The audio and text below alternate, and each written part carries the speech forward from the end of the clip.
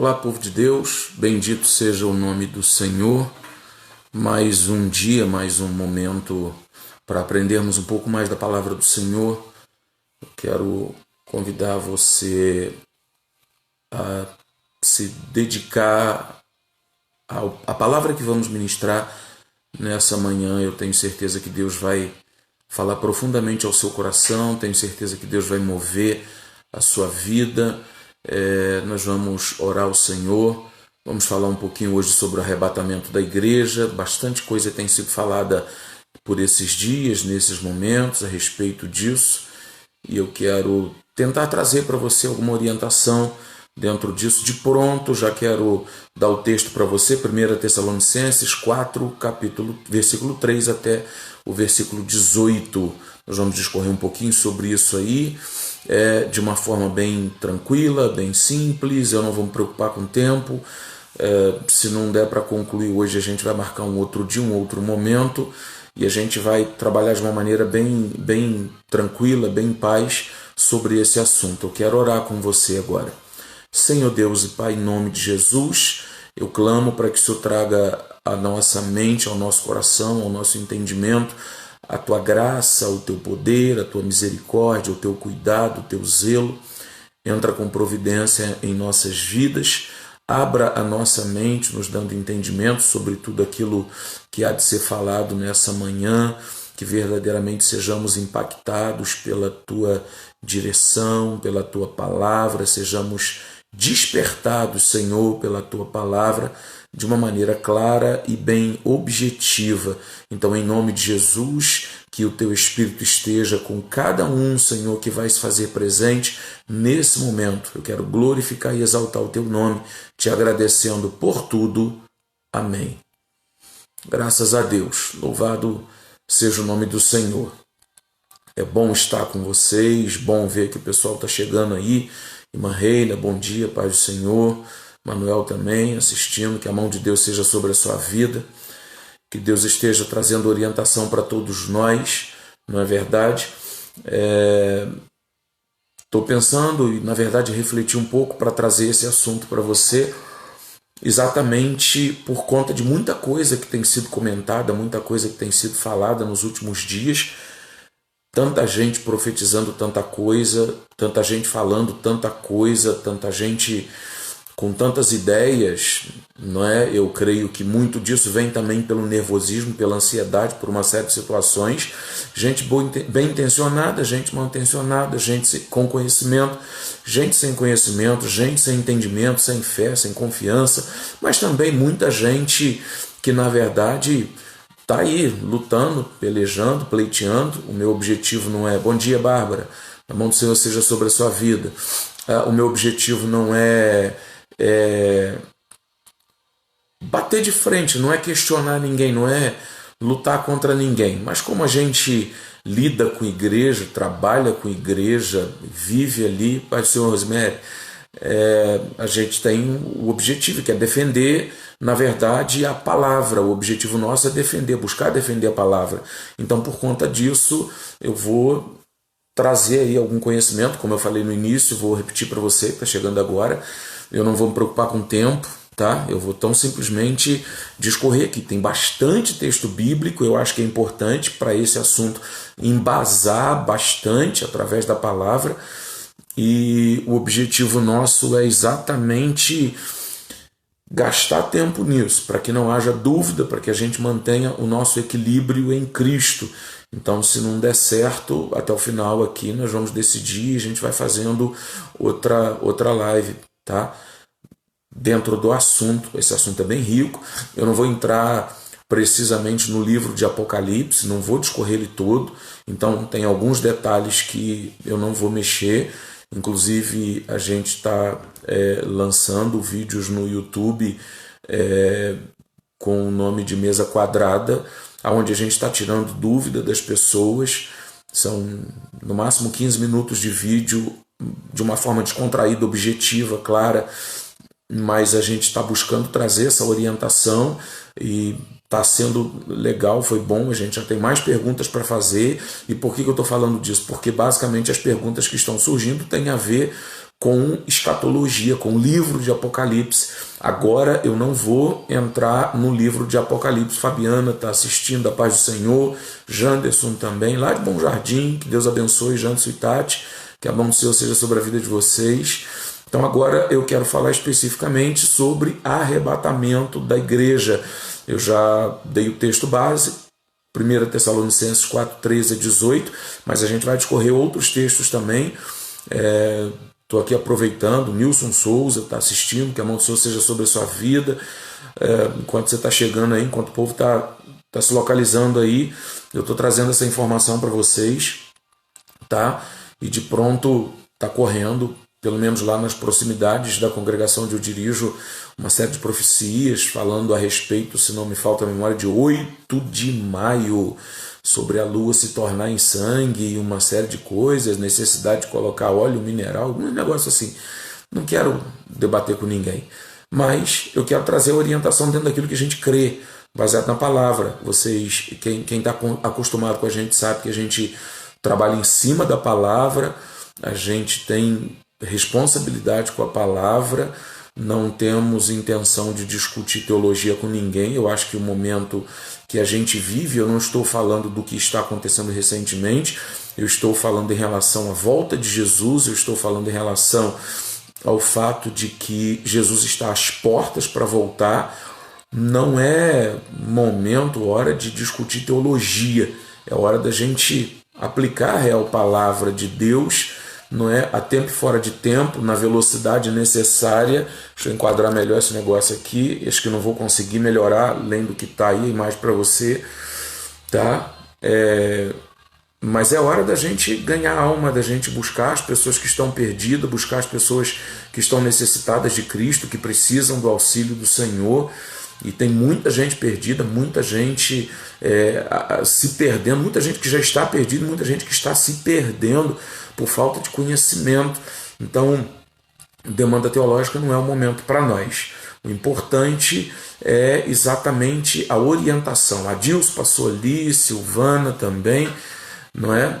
Que a mão do Senhor seja sobre cada um de vocês. A paz do Senhor Jesus. Vamos aqui dar início, então, ao que a gente tem de falar. Como eu disse para você, eu não vou gastar muito, eu não vou me preocupar com o tempo. Não vou acelerar, não. Vamos aqui no processo. O importante é a gente assimilar o assunto. Leonardo também, acho que passou ali. Vamos nós. 1 Tessalonicenses 4, 13 a 18. Tem gente que vai brigar comigo porque eu falei de novo, vamos nós. É um vício de linguagem, eu estou tentando melhorar, mas é difícil. Tá? Então vamos. Irmãos, não queremos que vocês sejam ignorantes quanto aos que dormem, para que não se entristeçam como os outros que não têm esperança. Versículo 14. Se cremos que Jesus morreu e ressurgiu, cremos também que Deus trará, mediante Jesus e juntamente com ele, aqueles que nele dormiram. Dizemos a vocês, pela palavra do Senhor, que nós, os que estivermos vivos, os que ficarmos até a vinda do Senhor, certamente não precederemos os que dormem. Versículo 16. Pois dada a ordem, com a voz do arcanjo e o ressoar da trombeta de Deus, o próprio Senhor descerá do céu, e os mortos em Cristo ressuscitarão primeiro. Depois disso, os que estivermos vivos, seremos arrebatados juntamente com ele nas nuvens, para o encontro com o Senhor nos ares. E assim estaremos com o Senhor para sempre. Consolem-se uns aos outros com esta palavra. Então vamos nós, versículo 13. Eu quero tentar discorrer aqui detalhadamente cada versículo para a gente não ter dúvida em cima disso, não é? E é muito importante, sempre que se fala de escatologia, sempre que se fala de eventos futuros, em cima de profecias, de revelações, e aqui nós estamos seguros porque estamos dentro da Bíblia, mas é muito importante ter a consciência que não dá para afirmar todas as coisas categoricamente. Qualquer pessoa que for falar com você sobre escatologia e que disser ter a plenitude do entendimento, a certeza plena de todas as coisas, fique esperto com essa pessoa aí, porque são simbolismos, são profecias, são revelações, são coisas de livre interpretação, em tese, livre interpretação, porque existem limites para essa interpretação, Everton, e agora eu tenho que ficar esperto. A Vim chegou aí e o homem entende bastante, então tem que ficar mais esperto aqui no que eu vou falar. Mas a verdade é que, assim, a gente precisa ter o equilíbrio, e o equilíbrio é que vai gerar a segurança e um caminho sólido. O que eu chamo de um caminho sólido para falar de escatologia ou para falar do arrebatamento da igreja? Eu chamo de um caminho sólido a linha reta, seguir uma linha reta, sem curva, sem variação, sem atalho. Você vai tomar uma linha reta dentro disso, dentro de simplicidade. Não adianta querer florear em cima disso aqui, porque vai agarrar, vai dar problema. Tá? Tem muitas linhas teológicas, muitas interpretações. Há dias atrás nós fomos questionados, no bom sentido, questionado, mas nos foi feita uma pergunta a respeito de tribulação, o que a gente acredita, se a igreja sobe antes, então é pré-tribulacionista, mesotribulacionista, pós, tem a milenista e essa guerra toda. Então não é esse detalhe, não é nisso que eu quero entrar. Eu vou trabalhar em cima daquilo que a Assembleia de Deus crê, aquilo que a gente crê, aquilo que a gente ensina, aquilo que a gente aprendeu ao longo do tempo. O versículo 13 de Tessalonicenses, ele começa falando, irmãos, não queremos que vocês sejam ignorantes. Ignorantes aqui, na verdade, é tão simplesmente faltoso de conhecimento. Quem não tem conhecimento sobre o devido assunto, tá? Então não é uma grosseria do apóstolo Paulo, ele começa a trabalhar assim, ele usa essa expressão para várias outras situações, para a vida. Bom dia, Lia, que a mão do Senhor seja sobre a sua vida. Então ele diz, eu não quero que sejam ignorantes quanto aos que dormem, para que não se entristeçam como os outros que não têm esperança. Então, ou seja, os ignorantes não têm esperança. Quem não tem conhecimento sobre o assunto, quem não tinha e não tem conhecimento sobre esse assunto, acaba não tendo esperança. E na verdade, o conhecimento que precisamos ter, ele precisa ser geral em relação à palavra de Deus como um todo. Desde quando aceitamos a Cristo Jesus, precisamos compreender de Gênesis a Apocalipse de uma maneira ampla, ainda que simples, mas de uma maneira ampla, tá? Isso é muito importante para cada um de nós. Esse entendimento, ele é muito importante, tá? Então eu preciso avaliar em relação a essa ignorância quanto aos que dormem.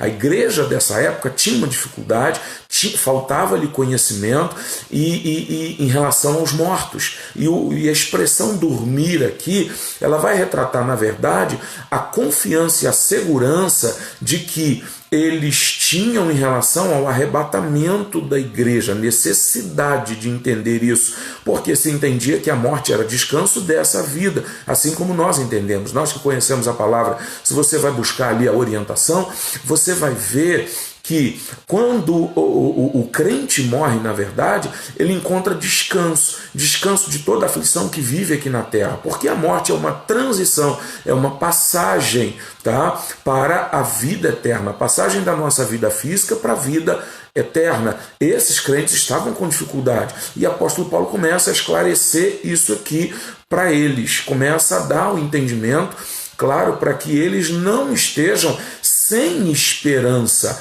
para que eles não vivam entristecidos. Entristecidos aqui vai trazer uma conotação até de autoflagelação, de agir pelos mortos, de tomar atitudes pelos mortos. Uma das referências aqui vai nos levar, se não me falta a memória, a Levítico 19, quando fala de fazer marca nos corpos, não devemos marcar os nossos corpos por causa dos mortos. Isso, na verdade, é a ideia do entristecimento, ou da tristeza tamanha, tá? A nível de tentar homenagear, de tentar aproximar os mortos de cada um de nós, tá? Era a realidade do que eles viviam. Então o apóstolo Paulo, ele começa a trabalhar para levá-los a essa segurança, a essa confiança, a essa esperança, e além disso, tá, a trazer para eles o desejo ardente do que Jesus ensinar em relação à volta de Jesus, porque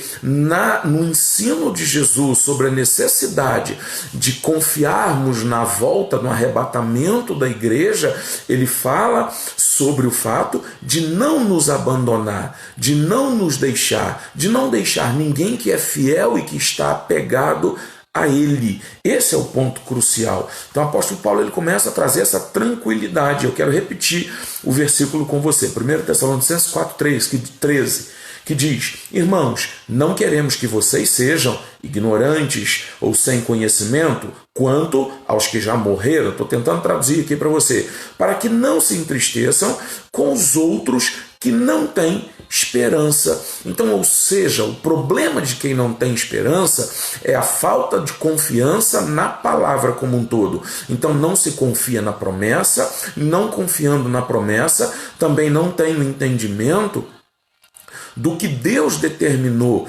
de para onde nós iremos. Então havia uma insegurança. Para onde vão os mortos? O que vai acontecer com os nossos entes queridos? O que vai acontecer com as pessoas que estão morrendo, que são fiéis, que buscam a direção do Senhor? O que vai acontecer com aqueles que são infiéis, que não buscam a direção do Senhor? O que acontece depois da morte? Havia essa dúvida, e o apóstolo Paulo ele começa a trabalhar exatamente esse aspecto, a mente do pessoal, tá? A mente daquele povo, para que haja segurança. O Islã também acabou de chegar ali, a paz do Senhor, que a mão do Senhor seja sobre você, sua família, sobre todos nós. Então, qual é o processo disso? A gente vai ver que hoje em dia a dúvida ela permanece basicamente a mesma. Há uma insegurança, há uma incerteza. É verdade, ninguém quer sofrer, mas essa incerteza ela tramita muito, ela trabalha muito o medo. E esse medo tira o nosso direcionamento das promessas de Deus. Então o versículo 14, a continuidade de Tessalonicenses capítulo 4, vai dizer o seguinte: se cremos que Jesus morreu e ressuscitou ou ressurgiu, cremos também que Deus trará mediante Jesus e juntamente com ele aqueles que nele dormiram. Essa é a promessa de Deus. E essa promessa diz respeito à vitória sobre a morte. Tá? O versículo 15 diz: dizemos a vocês pela palavra do Senhor que nós, os que estivermos vivos, os que ficarmos até a vinda do Senhor, certamente não precederemos os que dormem. Tá? Pois, o 16, dada a ordem, com a voz do arcanjo e o ressoar da trombeta de Deus, o próprio Senhor descerá do céu, e os mortos em Cristo ressuscitarão primeiro. Então o que acontece? Morreu. Tá? A crente fiel, não interessa, o crente, vamos falar do crente que é melhor para nós. Ele morreu e após a morte há uma diferença. A gente começa a observar que há uma diferença na maneira, na reação do crente em relação a quando perde alguém, um ente querido. Eu perdi há tempos atrás, meses atrás, alguém próximo, uma família. Há alguns anos também, minha sogra veio a falecer. E é interessante olhar essa diferença quando a gente chega nessa oportunidade e dá ali diante da capela, do memorial, do lugar onde você vai lá para velar o seu morto, para aquela cerimônia fúnebre, para aquele contexto todo. Há uma diferença bem clara em relação a quem tem esperança e de quem não tem esperança. Uma coisa que é normal para todos: tristeza, normal. A saudade, normal. A falta, que é imediata nessas ocasiões, normal, a gente sente falta, a gente chora, mas quando se há esperança, há certeza. E a gente costuma usar uma expressão: Marlúcia, Deus abençoe, Marilda, Deus abençoe vocês. A gente costuma usar uma expressão: perdi alguém. E na verdade a gente só perde quando não sabe para onde vai. Não é? Quem está em Cristo, quem é fiel, sabe para onde vai. A gente sabe para onde os nossos vão, tá?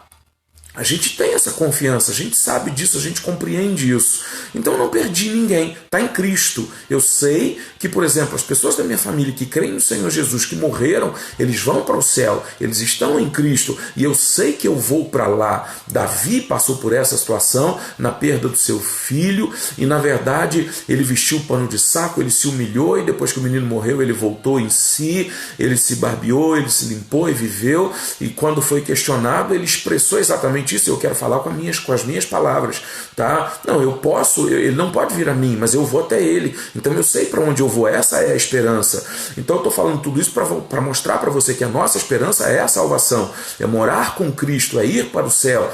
E aí eu não vou mencionar, mas eu não vou discorrer o texto, mas eu vou só mencionar para você a referência de João 14, tá? Então eu sei para onde eu vou, eu sei a esperança que eu tenho, que é morar no céu, e que todos aqueles que são fiéis ao Senhor, eles vão para lá. Então, tendo essa esperança, confiando nisso, eu não me entristeço. A minha tristeza, ela é natural, ela é até, pode-se dizer, momentânea, dentro da minha humanidade. Mas essa tristeza, ela é momentânea, ela passa, e eu tenho também o Espírito Santo que consola o meu coração, tá? Agora, quando não se tem esperança, a diferença é essa, tá? Só se tem o entendimento da perda. Só se tem o entendimento da perda. Perdi, e a ideia é que acabou, não tem para onde ir. E na verdade, o sentido da vida, o sentido, pelo menos para nós que cremos no Senhor, o sentido da vida diz respeito exatamente ao fato de sabermos para onde nós vamos, de sabermos que a vida após a morte, e que essa vida está em Cristo Jesus. Ele que garantiu isso para nós. Se você está me compreendendo, dá um joinha, curte aí, só para eu entender aí o desenvolvimento do que você está assimilando. Tá? É muito importante você interagir comigo nisso aí. Faz seu comentário para a gente estar ligado aí, participando de uma forma bem ativa. Então eu preciso entender isso. Tá? Eu estou falando para você a respeito dessa esperança, desse entendimento, dessa confiança que nós precisamos ter. Então, por que um crente lida diferente? Exemplo, há tempos atrás, há um sepultamento que eu estava lá, de alguém da família, minha sogra, nós tivemos contato com algumas pessoas e, por exemplo, algumas pessoas relatando a dificuldade que tinham de lidar naquela situação. A Ana Clara também, que a mão do Senhor seja sobre você, tá? De lidar naquela situação, assim, de uma maneira até descontraída, de uma maneira até bem descontraída, podemos dizer, exatamente pela segurança que temos, tá? Então essa segurança gera isso. Então algumas pessoas que estavam ali, estavam assim, não, eu não consigo estar aqui, eu não consigo ver vocês lidando nessa situação, eu não consigo ver vocês interagindo dessa maneira. Outras pessoas querendo ficar ali com, desculpa a minha forma talvez abrupta de dizer para você, como o corpo que estava. Estou falando da minha sogra, ela já não estava mais ali, a gente crê assim, a partir do momento da morte, Jesus recolheu, está com ele, está em Cristo, está no paraíso, não é? E o que fica aqui na terra, e na verdade o que nós vamos lá para o memorial para estar ali naquela cerimônia, é tão simplesmente o invólucro, o corpo, a matéria, mas o espírito, a alma já não está mais ali. E algumas pessoas dizem, não, eu não posso abandonar, eu não posso deixar, eu não posso isso, mas a verdade é que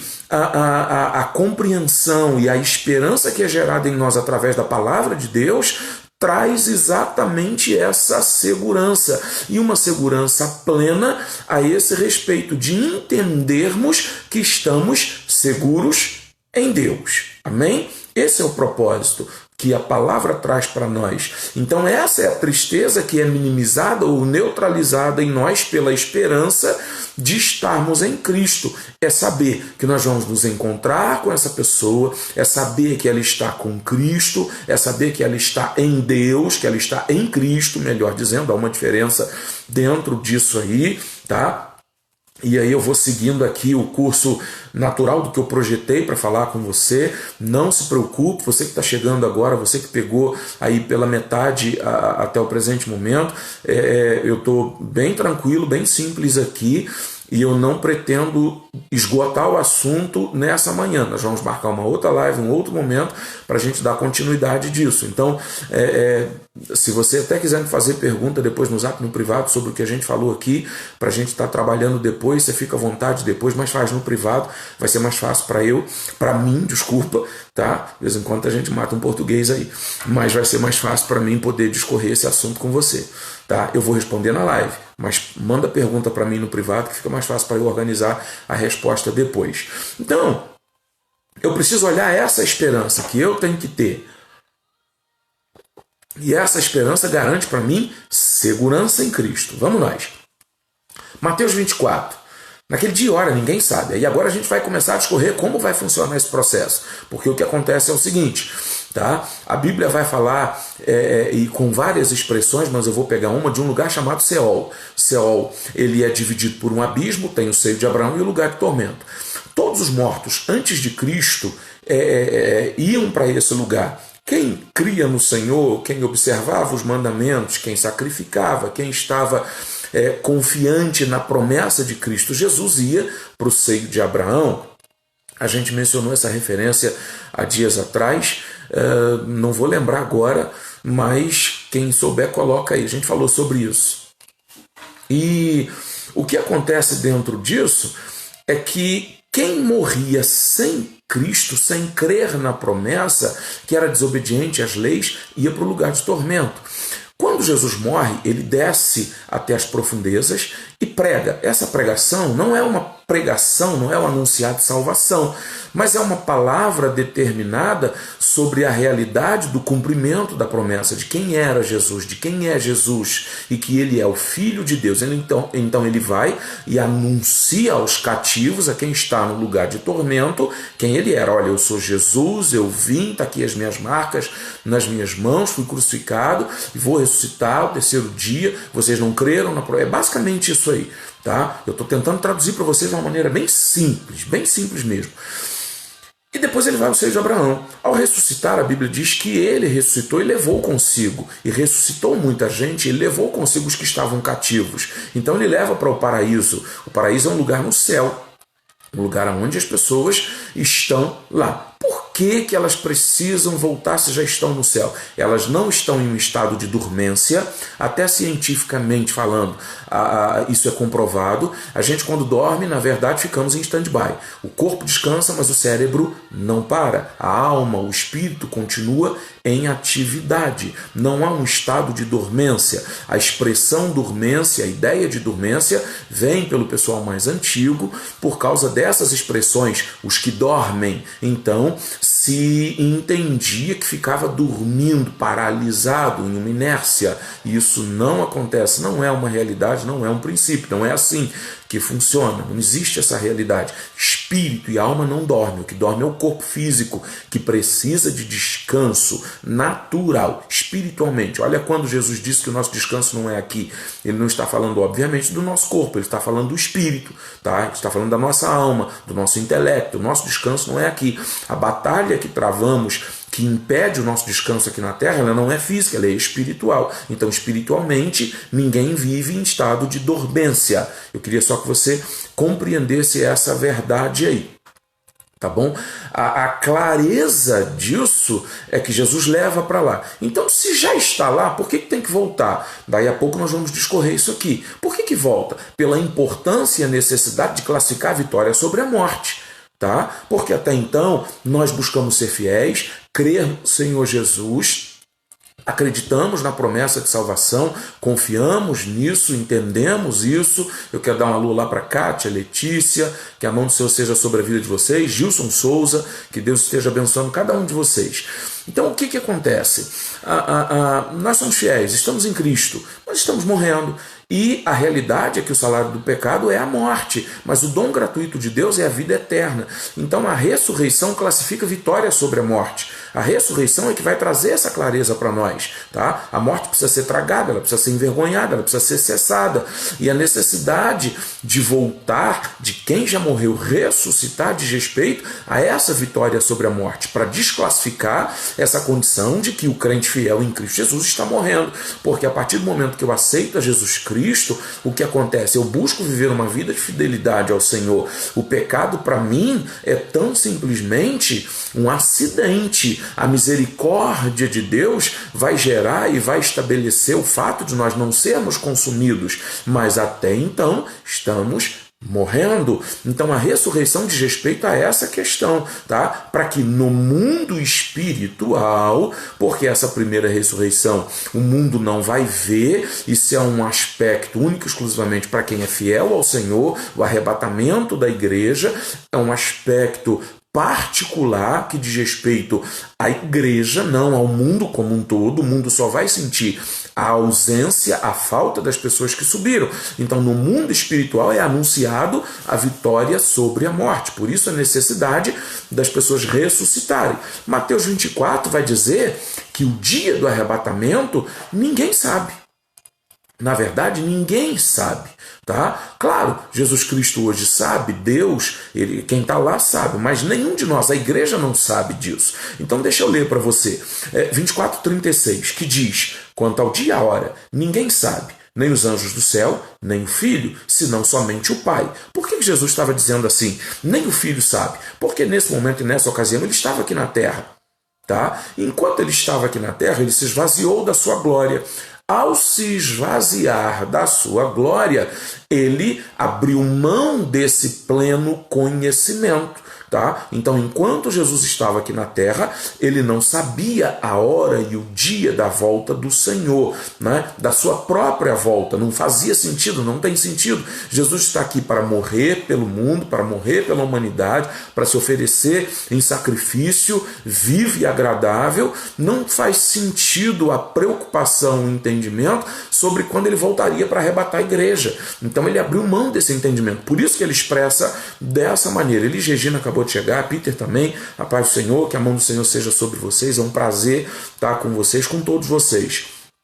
Versículo 37, como foi nos dias de Noé, assim também será na vinda do Filho do Homem, pois nos dias anteriores ao dilúvio, o povo vivia comendo, bebendo, casando-se, dando-se em casamento, até o dia em que Noé entrou na arca. E eles nada perceberam até que veio o dilúvio e os levou a todos. Assim acontecerá na vinda do Filho de Deus. Tá? Eu queria só trazer uma coisa legal para você, uma curiosidade. Noé levou 120 anos para construir a arca. Durante 120 anos, na construção da arca, Noé estava pregando a destruição da humanidade. Tá? E é interessante olhar que a vida se discorria normalmente. Tudo bem, em se falar de dilúvio para aquela época, para aquela ocasião, era uma dificuldade a aceitação disso, porque o que regava a terra até aquele período, acredita-se não haver chuva, tá? Quanto mais um dilúvio. O que acontecia era um orvalho. Quando se levantava pela manhã, se percebia que a terra estava encharcada, mas ninguém havia visto chuva naquela ocasião. E de repente Noé começa a anunciar a construção da arca, Noé, junto dos seus filhos, pregando, falando sobre a destruição do mundo, tá? E as pessoas não compreenderam isso, eles não se aperceberam disso. E o texto vai dizer que assim vai ser a volta do Filho de Deus, tá? O versículo 40 diz, 2 homens estarão no campo, um será levado e o outro deixado. 2 mulheres estarão trabalhando num moinho, uma será levada e a outra deixada. Portanto, vigiem, porque vocês não sabem em que dia virá o Senhor. Parei no versículo 42. O que eu quero dizer com isso aqui? Por que essa distinção? 1 no campo, 2 no campo, um será levado, o outro deixado. Por causa da liberdade de crer, por causa exatamente do entendimento e da sabedoria de Deus, ao entender que nem todo mundo vai se aperceber dessa realidade. E é interessante que a palavra, ou melhor dizendo, a igreja precisa pregar Jesus Cristo e salvação. É interessante olhar que as pessoas vão aí numa a forma acelerada e alguns até de uma maneira veemente, dizendo que a igreja tem que pregar que Jesus vai voltar. Irmão, a pregação da volta de Jesus, se ela não for debaixo de uma orientação clara, ela vai gerar mais confusão, ela vai despertar medo, ela vai despertar algumas questões à mente de pessoas que, na verdade, vão para Cristo não pela razão devida. Tá? Porque o que tem que me impulsionar a Cristo é o meu estado de pecado, é a minha condição de pecador, e querer uma vida em Cristo, querer o perdão, desejar relacionamento com Deus. Se eu aceitar Jesus única e exclusivamente para ir para o céu, talvez o princípio que está me levando a aceitar Jesus pode trazer complicações para a minha vida. Tá? Então eu preciso entender isso de uma maneira muito clara e objetiva. Eu quero Jesus por ter relacionamento, eu quero viver com Ele, eu quero estar com Ele. Agora eu não posso ir por medo do sofrimento de tudo que vai acontecer aqui na terra. Então é muito importante entender essa realidade. Portanto, vigiem, tá? E há uma liberdade. E Deus entende que nem todos vão aceitar essa palavra, que nem todos vão se render a Ele, que nem todos vão se submeter a Cristo Jesus. Então eu preciso entender essa verdade. Assim como também é uma realidade, tá? Muitos que aceitaram, muitos que buscam ser fiéis, não vão conseguir ser fiéis até o fim. Em algum momento vão extraviar-se do caminho, vão perder a rota, vão se distanciar. A oportunidade, ela está de pé de reconciliação enquanto Jesus não volta, mas eu preciso entender. Por isso o texto diz a necessidade de vigiar, 42, é onde eu parei. Portanto, vigiem, porque vocês não sabem em que dia virá o Senhor. A vigilância diz respeito exatamente à compreensão da palavra. A realidade a qual eu creio, o princípio pelo qual eu creio, a determinação do meu coração e o cuidado que eu tenho em relação às minhas decisões para permanecer na presença do Senhor. Vamos ao versículo 43. Mas entendam isso, se o dono da casa soubesse a que hora da noite o ladrão virá, ele ficará de guarda. Ele ficará de guarda e não deixará que a sua casa fosse arrombada. Assim também vocês precisam estar preparados, porque o Filho do Homem virá numa hora em que vocês menos esperam. Minha tradução. Então, a necessidade de vigilância, a necessidade de estar atento aos detalhes. Não existe, na verdade, um sinal particular. Não existe uma coisa gritante, um sinal gritante. Mas a Bíblia ela deixa para nós nas entrelinhas alguns detalhes para a gente compreender. Mais à frente eu quero falar sobre isso com você. Agora, primeiro de tudo, eu preciso compreender que vigilância é essa que eu preciso ter. Eu preciso vigiar. Obviamente, claro e evidente, mas como é essa vigilância? A vigilância, na verdade, ela vai dizer respeito, em primeira instância, sobre resistência ao pecado. A vigilância, ela diz respeito a observar os mandamentos da palavra, os mandamentos de Deus. A vigilância diz respeito ao fato de reconhecermos a que fomos chamados, tá? E parece que é João 4:23 diz que nós somos adoradores, verdadeiros adoradores. É chegada a hora e agora é que os verdadeiros adoradores adoram o Pai em espírito e em verdade. A vigilância é desenvolver aquilo pelo qual eu fui chamado, adorar ao Senhor a todo tempo, a tempo e fora de tempo, da mesma maneira. A vigilância diz respeito, se não me falta a memória, Marcos 16:15-16, ide por todo mundo pregar o evangelho a toda criatura, quem crê e for batizado será salvo. Se eu faço isso, eu sou vigilante, tá? A Bíblia vai dizer que o Senhor está esperando ou buscando um povo zeloso de boas obras, tá? E bom será para nós se quando Ele voltar, Ele nos achar fazendo isso. Então, sendo vigilantes naquilo que Ele determina para nós, ser santo, buscar ser santo. E o texto, o Antigo Testamento é claro sobre isso, ser santo, porque eu sou santo, é uma determinação de Deus para a nossa vida.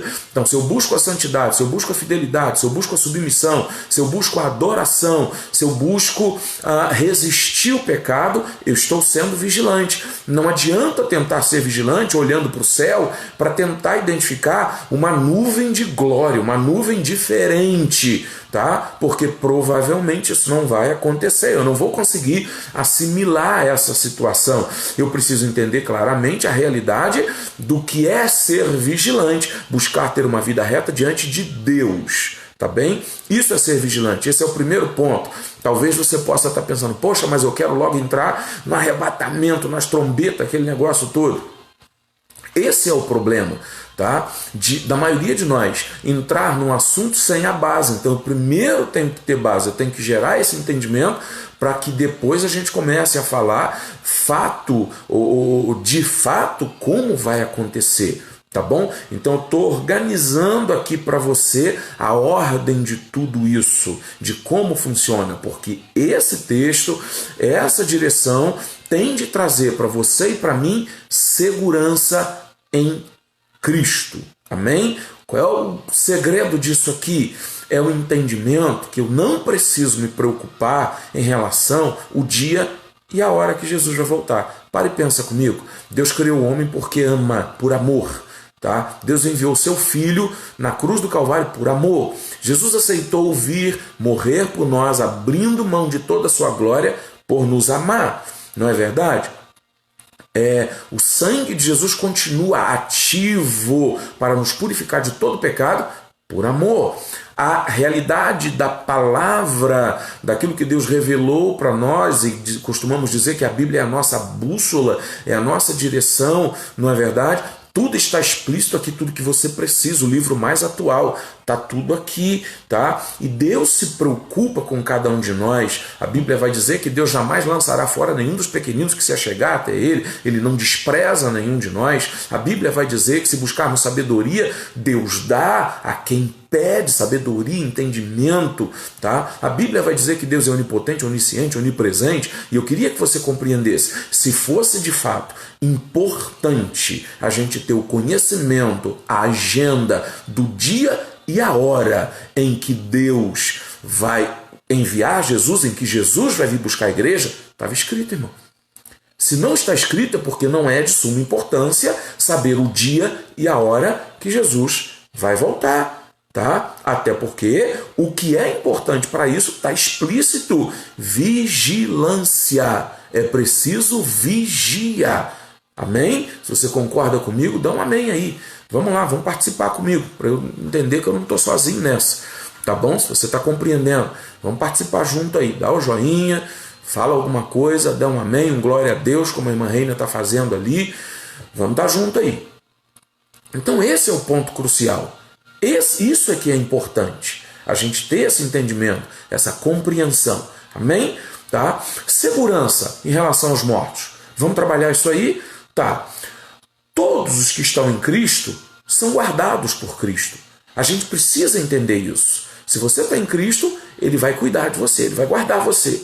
Tá? Não se preocupe com isso. Então ainda, Romanos 8, 38 e 39 vai trazer essa direção para nós. Por quê? Diz assim: pois estou convencido de que nem a morte, nem a vida, nem os anjos, nem os demônios, nem o presente, nem o futuro, nem quaisquer poderes, nem qualquer poder, nem altura, nem profundidade, nem qualquer outra coisa da criação será capaz de nos separar do amor de Deus que está em Cristo Jesus, nosso Senhor. Então compreenda isso. Olha que segurança Deus gera para nós. Tá? Nada pode nos separar do amor de Deus. São dois aspectos dentro desse texto. O primeiro diz respeito ao que não nos separar, mas a ótica olhando de nós para Deus, o que não vai me separar do amor de Deus. Tá? O pecado, a vanglória, nada disso pode me separar do amor de Deus. O mundo, nada disso. E agora a visão, a ótica é diferente de Deus para nós. Tá? Então nada vai nos separar do amor de Deus. Isso diz respeito ao fato desse relacionamento, a profundidade do relacionamento do homem com Deus, a relação do crente com Deus, ela é mais forte que a morte. Ela ultrapassa todos os limites. E isso é que precisa ser importante. Eu preciso ter esse relacionamento, essa relação com Cristo.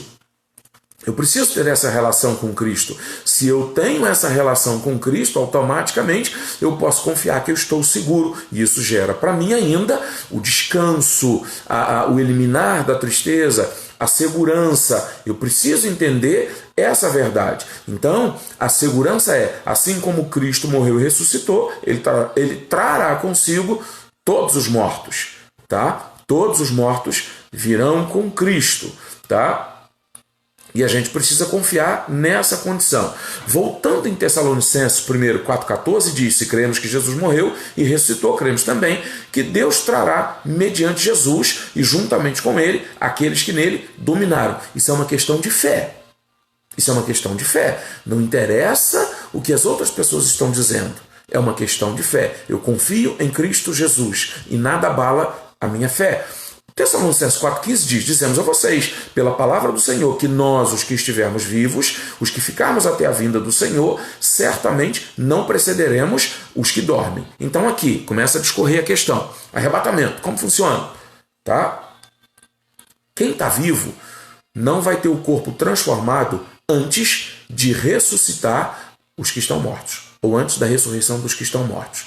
Então como funciona isso? Estamos aqui hoje, por exemplo, eu estou nessa live, estou falando com você, estamos explicando esse assunto, e de repente podemos ouvir o soar da trombeta de Deus.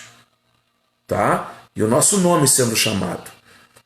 Entendeu? E é muito interessante, muito importante olharmos esse detalhe. Tá bom? Deixa eu falar para você sobre trombeta, só para ter uma ideia.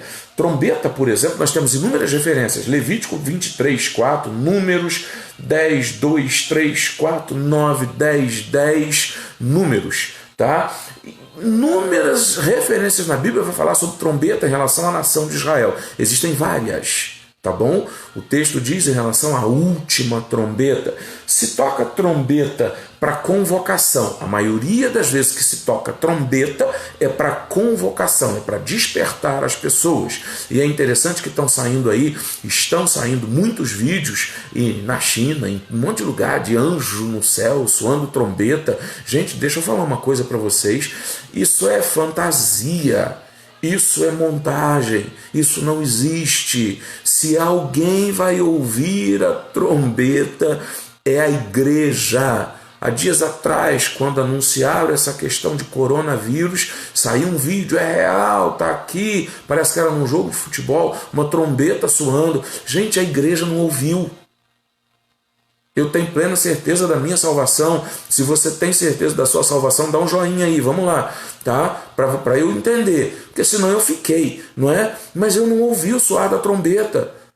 E esse soar da trombeta não vem através dos meios de comunicação. Isso é espiritual, não é físico, natural. Então entende e descansa teu coração. Tá soando trombeta esses dias em Israel, e na verdade o que estava soando lá era o toque de ataque de bombardeio. E isso, trombeta para lá, trombeta para cá. A prerrogativa de ouvir trombeta é da igreja. São os escolhidos, são os salvos, quem está em Cristo Jesus, quem é fiel. Tá bem? Então se soa trombeta para convocação, convocação para descanso, convocação para a partida do arraial, convocação para se ajuntar à porta do arraial, convocação dos príncipes, e aí não eram trombetas, era uma só. Quando se soava uma trombeta, se estava chamando e retinindo ela, estava se chamando os príncipes e governantes da nação para livramento dos inimigos. Quando Israel saía a peleja, saía a guerra, e na verdade o negócio estava difícil, os sacerdotes, aqueles que tinham a incumbência, os levitas, de soar a trombeta retinindo, traziam o entendimento de que Deus estava lembrando deles, e Deus entrava com providência e dava livramento. No dia da alegria, nas solenidades, se tocava a trombeta, tá? Então essa trombeta, se você parar para pensar, ela vai soar, mas ela vai soar para recolher, para avisar, para despertar os mortos. Entende? Isso é o que é o extraordinário. Olha só, versículo 14 de 1 Tessalonicenses 4. Se cremos que Jesus morreu e ressuscitou, cremos também que Deus trará mediante Jesus e juntamente com ele os que nele dormiram. Então ele vai soar essa trombeta para despertar os mortos. Tá? Para despertar os mortos é que essa trombeta vai soar. Então eu preciso entender, é uma convocação para o arrebatamento da igreja. Tá bem? Tessalonicenses 4,15. Dizemos a vocês pela palavra do Senhor que nós, os que estivermos vivos, os que ficarmos até a vinda do Senhor, certamente não precederemos os que dormem. Então a trombeta vai soar. Soou a trombeta, os mortos são despertados, são ressuscitados. Tá? Eles vão ressuscitar. E deixa eu tirar uma dúvida para você aqui, que de vez em quando tem gente que pergunta isso. Pastor, então como é que pode esse negócio? Vai ressuscitar os mortos, mas os vermes já comeram, e aquele que foi cremado, não é? Irmão, a ressurreição e o corpo que é ressuscitado já é corpo glorificado. Não tem nada a ver em relação ao corpo físico. Tá bem? Então, assim, não há nenhum problema, tá? Se você tem condições, eu vou cremar, eu não quero enterrar. Mas a Bíblia diz que ao pó voltará.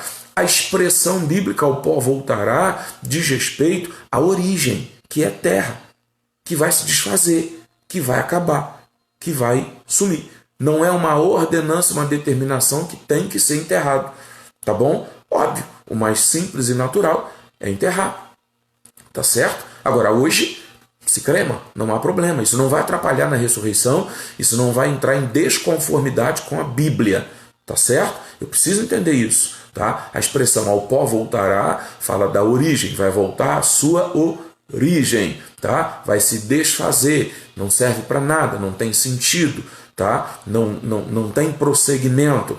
E o que vai ressuscitar ao soar da trombeta é corpo glorificado, tá? É corpo transformado, é diferente, completamente diferente. Então vamos nós. Então, os mortos ressuscitam primeiro. Os vivos vão ouvir o sonido da trombeta, o soar da trombeta. E a realidade é que quando essa trombeta tocar, Jesus já está nas nuvens, mas é nuvem de glória, é uma nuvem de glória, é algo sobrenatural. Não é uma nuvem natural que nós vamos olhar e ver como, por exemplo, o tempo hoje está fechado, nuvem cobriu tudo. Não é essa nuvem. Tá bom? O mundo não vai ver isso. Isso é particular para a igreja. Por isso que a igreja será sugada da terra. Ela vai subir. Arrebatamento diz sucção. Tá? A igreja é sugada, ela sobe. Tá bom?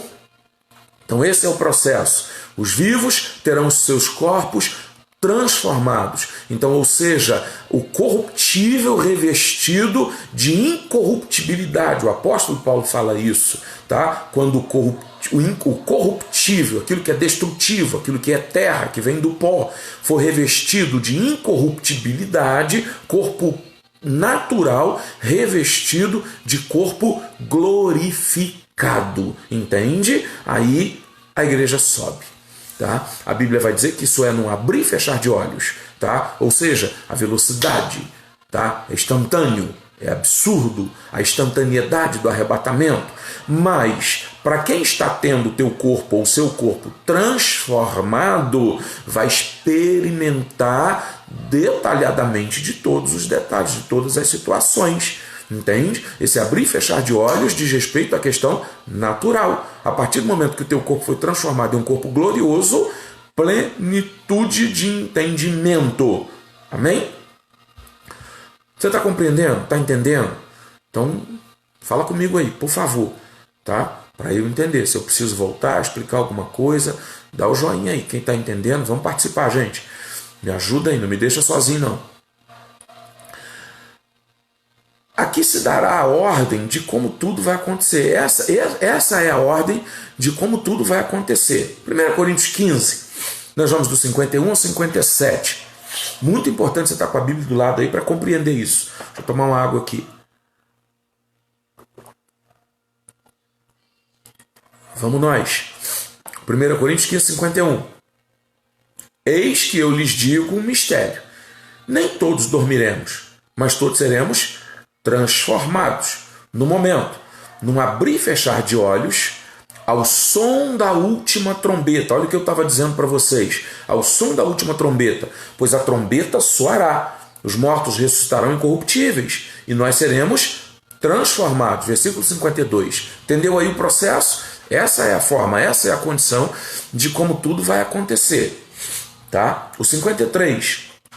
Pois é necessário que aquilo que é corruptível se revista de incorruptibilidade e aquilo que é mortal se revista da imortalidade.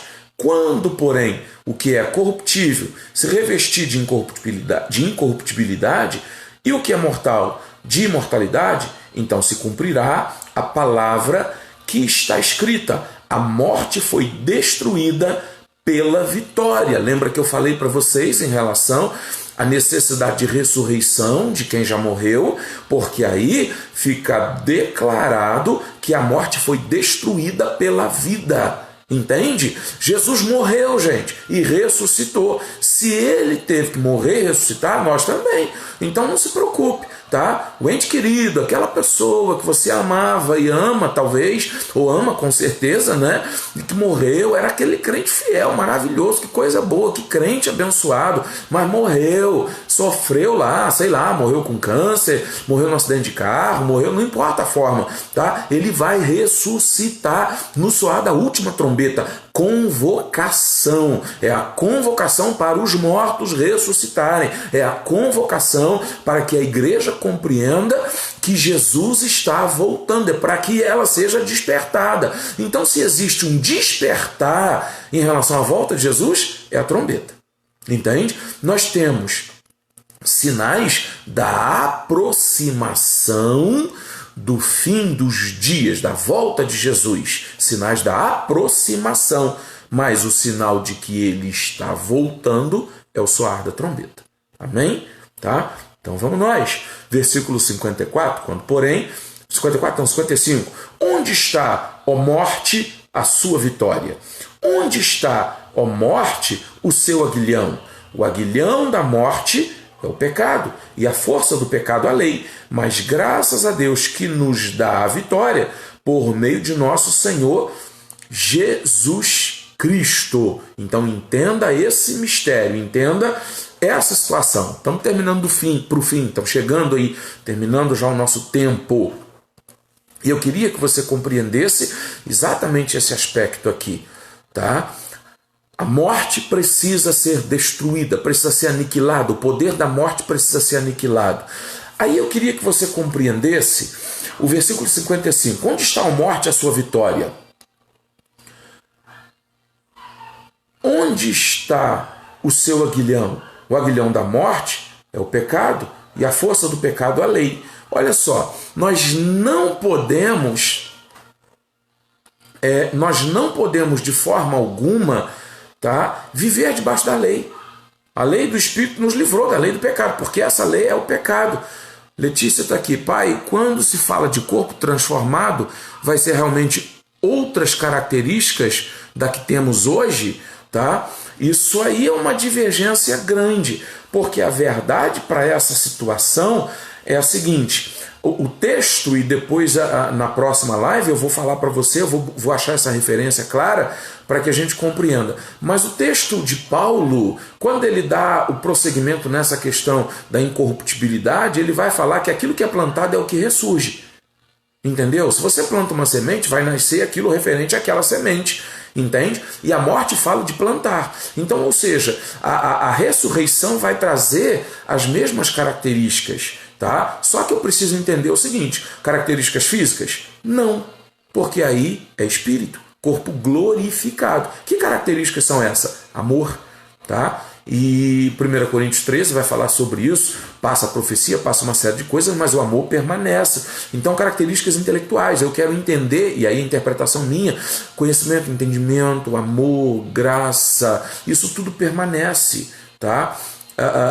Isso é extraordinário. Agora, exemplo, características físicas. Que características físicas podem permanecer no contexto espiritual, além do amor? Não tem essas características, tá? Por exemplo, espírito não tem sexo, então há o contexto de assexualidade, não existe esse padrão, não existe, por exemplo, esse entendimento. Deixa eu clarear isso aqui para você. Sabe qual é o problema? É a gente tentar interpretar essa realidade com a mente humana. É uma tendência natural nossa, nós somos humanos e queremos interpretar essa situação com uma mente humana, e aí a gente se enrola, não dá para interpretar dessa forma. Jesus diz que nós seremos como Ele, então é só olhar para Jesus e a gente vai ver que característica vai permanecer, entende? Por exemplo, nós vamos ter um corpo transformado, e agora o nosso corpo ele é espiritual. Dentro desse contexto, no corpo espiritual, eu estou livre da matéria, eu estou livre da prisão a nível do que a matéria compõe para mim. Tá? Então eu tenho possibilidades e liberdades além do que eu tenho nesse momento. Mas vamos lá, vamos olhar para Jesus. Jesus, depois de morto e ressurreto, ele foi reconhecido? Sim. Então há a possibilidade de alguma maneira a gente também ter a mesma característica. Pôde-se tocar em Jesus? pôde, então pode ser que a gente tenha essa característica também. Jesus comeu, não é? Então a gente também pode ter essa característica, tá? Marcas permaneceram em Jesus, é só lembrar de Tomé, que Jesus mandou, toca aqui na ferida. Então algumas características vão permanecer. A gente não tem hoje a plenitude para poder dizer e afirmar, como eu falei no início, categoricamente quais características, como vai ser, mas algumas características nós vamos ter sim. Olhando esse aspecto aqui, eu não sei se respondi a pergunta, mas vamos nós. A gente vai trabalhando isso aí. E o vamos nós está aí direto. O aguilhão da morte é o pecado e a força do pecado a lei. Então, ou seja, Romanos 8 diz que nenhuma condenação há para os que estão em Cristo Jesus, que não andam segundo a carne, mas segundo o Espírito. Porque a lei do Espírito anulou a lei do pecado e da morte em nós. Então eu estou livre dessa lei, dessa condenação. Tá? Eu estou livre de tudo isso. Eu estou em Cristo, você está em Cristo, nós estamos em Cristo, precisamos permanecer em Cristo.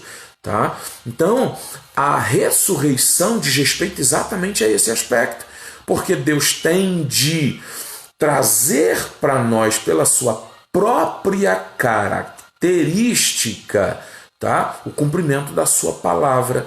Então, ao ressuscitar, é classificado a condição da liberdade da lei do pecado, porque eu voltei a viver. Então, o que a palavra está dizendo para nós? Para você e para mim? A ressurreição diz respeito à fidelidade de Deus à sua vida. Você andou em vida reta, você buscou obedecer a palavra, você abriu mão do pecado, você abriu mão de uma vida pecaminosa, de uma vida de orgia, de uma vida de prostituição. É só você olhar lá, Gálatas capítulo 5, versículo 19, as obras da carne. Você se absteve de tudo isso, então agora você tem direito à vida eterna, porque aquela lei do pecado, ela não está mais sobre você. Então a necessidade de ressurreição para classificar essa condição. Bom, eu preciso parar para não enfadar você. E a gente trabalhou tão pouco, eu acho, sobre essa situação. De nada, filho, fica tranquilo. Trabalhamos tão pouco sobre essa situação, falamos tão exclusivamente em relação à morte, organizamos isso aí, entramos nesse detalhe, tem ainda muitos detalhes, muitas coisas, tá? O encontro da igreja com Jesus nas nuvens de glória, tá? A entrada da igreja no céu, tribunal de Cristo, bodas do Cordeiro. Eu quero falar sobre tudo isso. Enquanto o tribunal de Cristo e bodas do Cordeiro no céu, nós temos tribulação e grande tribulação. Na verdade, é a grande tribulação que é dividida, não é? É a 70ª semana da profecia de Daniel, tá? Semana de anos, 7 anos, 7 dias de semana, 7 dias de anos. Eu quero falar sobre isso ainda com você, não especificamente da explicação da visão de Daniel, mas sobre a grande tribulação aqui na terra, tudo que vai acontecer, trombeta, essa coisa toda. Eu não consigo fazer isso em mais uma live, então eu vou me comprometer com você aqui. Se você tiver disposição, a gente vai fazendo aqui ao longo do tempo estudos como esse, em outros horários, tá? Em outros momentos, para a gente dar continuidade a isso. Vamos aproveitar esse período de quarentena e aprender um pouco sobre esse assunto. Então a gente vai ter um encontro marcado. Pergunta, o que você quiser trazer aí, dúvida, manda para mim no meu zap privado. Se você quer achar meu número, página da Quinta Igreja, é só você digitar no Facebook 5 Igreja Assembleia de Deus Terra Nova, ou 5 Igreja Terra Nova. Qualquer coisa que você digitar vai sair lá, você vai achar, tem meu número lá. Instagram Terra Nova. Eu sou difícil de guardar a data, mas se você digitar Terra Nova no Instagram, vai. A gente tem também a nossa página no canal no YouTube, 5 Igreja Terra Nova. Você vai achando lá, contato com a gente, você acha aí, tá bem? Então eu vou pedir para você trazer para mim essas perguntas no zap e a gente vai respondendo isso. Eu acredito que um bom dia, um bom momento para uma próxima live para a gente falar sobre, ou dar continuidade sobre esse assunto. Vamos jogar para terça-feira, 10 horas. Não, desculpa, terça eu não posso estar em culto. Segunda-feira, 10 horas. Amanhã, 7h30, vai ficar melhor assim. Amanhã, 19h30, a gente vai falar mais um pouco sobre esse assunto. Se estiver bom para você, maravilha, tá bem? Então, amanhã, segunda-feira, 19h30 da noite, nós vamos falar um pouquinho mais sobre esse assunto aí, tá bom? E ao longo do tempo a gente vai expandindo isso aí, movendo horário, vamos mantendo contato aí e vai ser bênção da parte de Deus. Para quem vai amanhã ou depois olhar isso aí no YouTube, se inscreva no canal, ative lá o sininho, dá um like, vamos propagar isso aí para que Deus possa alcançar mais pessoas. Então vai curtindo, vai comentando, vai divulgando e Deus vai fazer a obra. Que a mão do Senhor seja sobre a sua vida, que Deus possa gerar graça, paz, entendimento ao seu coração. Eu vou sempre tentar trabalhar aí 1 hora de live, tá bem? Estou ainda aprendendo a lidar com isso, mas Deus está movendo a nossa vida. Então não se esqueça, amanhã, 19h30, segunda-feira, 19h30, nós vamos mais uma vez estar iniciando uma live para dar continuidade a esse assunto. Eu já quero aproveitar você aí e dizer a você, um texto que nós já mencionamos, mas leia ele com atenção, Mateus 24. Nós vamos trabalhar um pouquinho sobre esse texto ainda. Eu volto a dizer, não estou com pressa, tá? Estamos de quarentena. Então, deixa correr. Vamos orar? Feche seus olhos. Senhor Deus e Pai, eu glorifico o Teu nome. Agradeço a Ti pela Tua bondade e graça. Clamo para que o Senhor traga para nós entendimento, para que o Senhor abra o nosso coração, para que o Senhor mova dentro de nós a realidade da Tua palavra. Eu clamo pelo Teu agir sobre a vida de cada uma das pessoas que estiveram comigo durante esse período de tempo, para que o Senhor abra a mente e gere também entendimento.